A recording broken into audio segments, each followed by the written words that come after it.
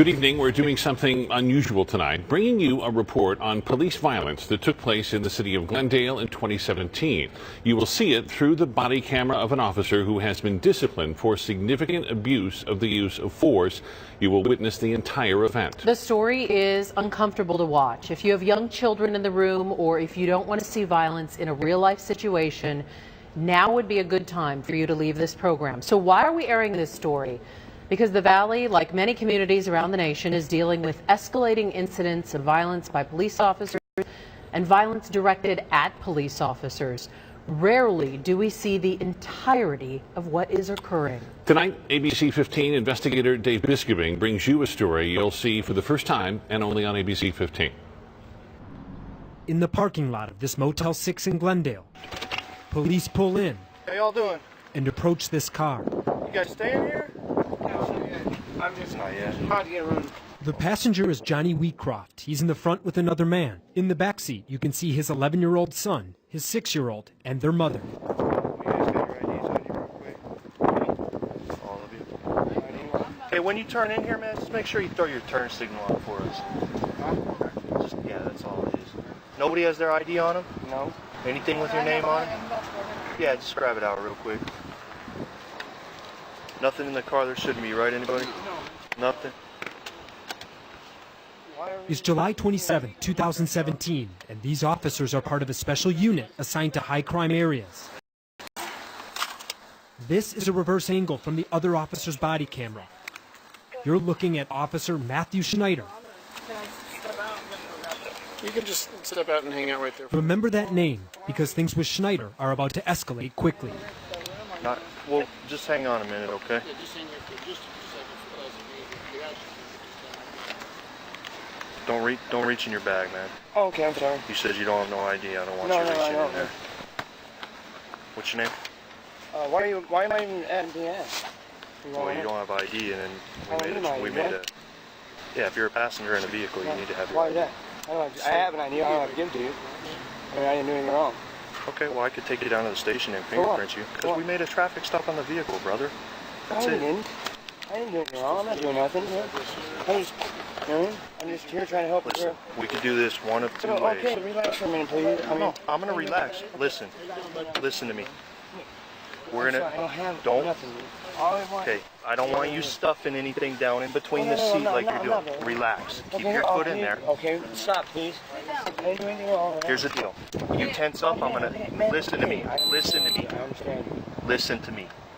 Relax your arm, okay? Don't start... Listen. A couple of things. One, okay, you don't have no ID on you, okay? I'm trying to do this as easy as we can. You already done stuff something down in your backpack and you stuffed something down in the seat. I promise you that. Okay, are you going to fight or not? No, I'm not. Okay, I promise you I didn't stuff we're going to do this. Okay, I just watched you. No, you didn't, sir. Let's pause for a quick second. Notice here, the officer has been grabbing Wheatcroft's arm for the past 34 seconds. That's kept the seatbelt from sliding off. And that's going to be important. Okay, listen. He's gonna fight, dude. No, I'm not, bro. Ow, I'm not fighting. Relax. Okay, babe, I'm not. Don't pull away. Hey, get your taser Bro, out. I'm not, bro. I'm not. You are. I'm not. I promise you that. You got a taser on you right now. I'm not doing nothing, man. I'm not doing nothing, bro. I'll tell you right now, you're going to continue. Ow, man, what the f*** wrong with you? Relax. I am, dude. Ow, stop. Not gonna fight. Ow.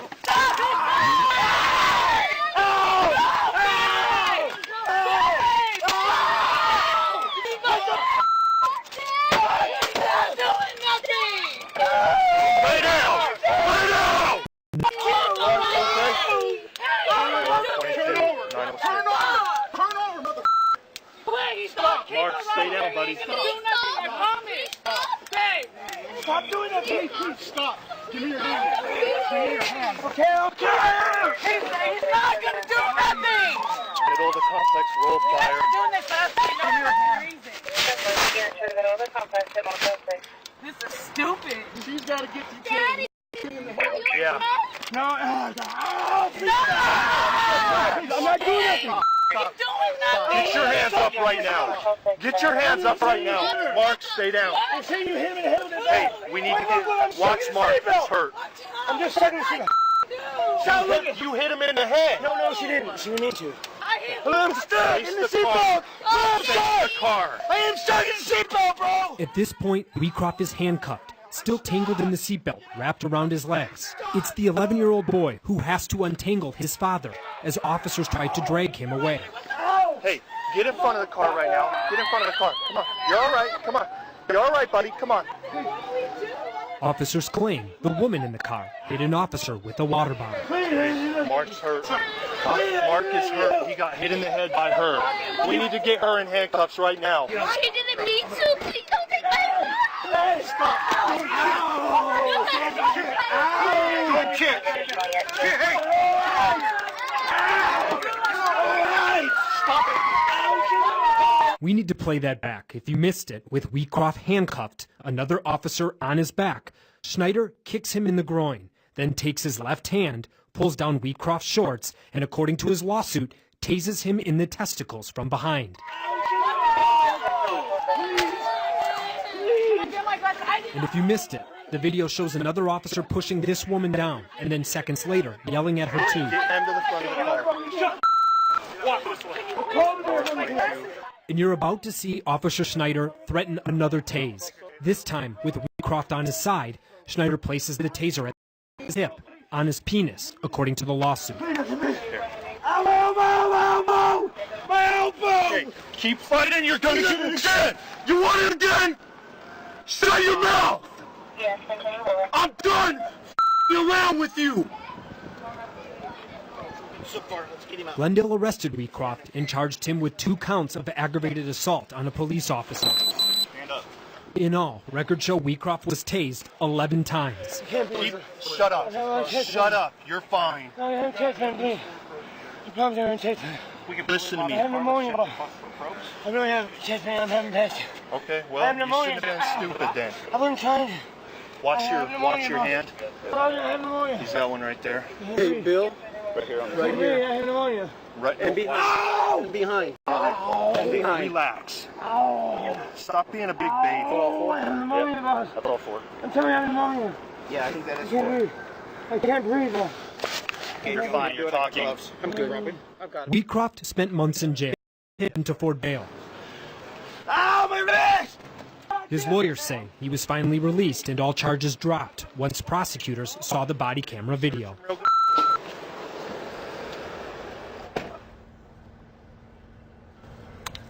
Is this officer still on the force? Steve, he is still on the force. He was suspended for 3 days, and he is on patrol as we speak. He wrote a ticket as of 2 or 3 days ago. Was he ever ordered, to our knowledge, into counseling or anything like this? It seems, and the reason I ask this question is it seems as if once he's in handcuffs and on the ground, pulling down his shorts, tasing him in the groin, that almost seems vengeful. We haven't gotten his full personnel file yet, and it doesn't indicate any counseling or anything, but we spoke to some of the top law enforcement misconduct experts across the country, and they say they've never seen anything like this. They called that one of the most sadistic things they've ever seen. They cannot believe he is still employed as an officer, and they can't believe that he wasn't prosecuted for what happened there. So what is Glendale's response to all this? Well, we What reached is out that to they're them this saying? morning for comment, right, about this lawsuit and to see what they had to say. They answered a few basic questions, but didn't give us any comment about the lawsuit. Instead, they released a media release to all media, didn't send it to us directly at first, with a long list of things that they claim happened in the video. And one of the things that they did say is that they're dedicated to remaining transparent. Now, as part of the transparency, they released just a 30-second video. I hope we have it here. I wonder if we can get that up on screen.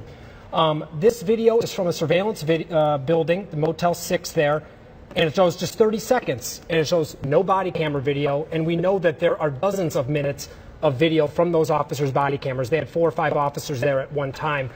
What you're seeing here is the one officer fall back after he was hit in the head with a bag with the water bottle by the woman, and then you can't see Mr. Weecroft because he's in between the door and the car, which isn't facing us, being tased 11 times. So this is what they released, none of that officer's body cam video. What else did the experts say about this? You flew to Los Angeles and Yes. talked to some of the top experts in this arena. What did they have to say? Well, they said not a single tase in this incident was justified, not a single one. And they also say that this whole incident was handled wrong, that the officer did not tell the truth when he said he had to provide an ID for a traffic stop in which he wasn't the driver, and that when he went hands-on with him right away, there was no reason to do that because he was not resisting. So the whole incident, from beginning to end, was entirely wrong in their opinion. I know that the police department and the attorney's office, Maricopa County Attorney's Office, looked into this. No charges recommended or filed for this officer? In fact, I think they had 2 looks at this incident, and they declined to prosecute both times, which is pretty stunning, at least according to the expert's opinion. Now, I do want to talk about this statement that Glendale Police released today. It's pretty long. It's 2 full pages. But what it's stunning for is its omissions, and frankly, it's not truthful. And I can't really see this as any other than an attempt to mislead the public. And I'll give you some highlights here. First, they claim that Mr. Wheatcroft was resisting the officer's hold, and that's very telling because I got a hold of the department's internal affairs investigation into this officer, which they suspended him for 3 days. And they specifically write, the subject was compliant and didn't resist. That's a quote. Now I'll read you another one. Based on the suspect's lack of resistance at the time of your use of force, the amount of force you used against the suspect was unreasonable and unnecessary. That is not in their statement. Neither is any information about his suspension or the fact that he was criminally investigated and referred to the county attorney's office. What also is missing is nothing about the suspect being tangled in it. And they also wrote this, that this is a quote, Mr. Wheatcroft was eventually able to be calmed down and he and the woman were taken into custody without further incident. Nothing about him pulling down Mr. Wheatcroft's pants, applying the taser to his testicles, as Mr. Wheatcroft claimed, and you see. In front of his It's important to kids. note the date on this, too. If you look in the upper right-hand corner of the screen there, July 27th, 2017. So this was a year and a half ago. Correct. And it's only now coming to light. Do Glendale Police at all see why they haven't talked about this previously? I think it's because they weren't questioned about it yet. So they talk about transparency, but this happened. It was significant. This is part of a federal lawsuit, as we told you about there. This isn't going to go away. And honestly, this response and the way they responded to this incident is probably only going to intensify the scrutiny. Dave, I know you'll stay on top of it, and we're still looking to gather more information about this officer's background and get some more answers from Glendale Police. We appreciate it. Thank you.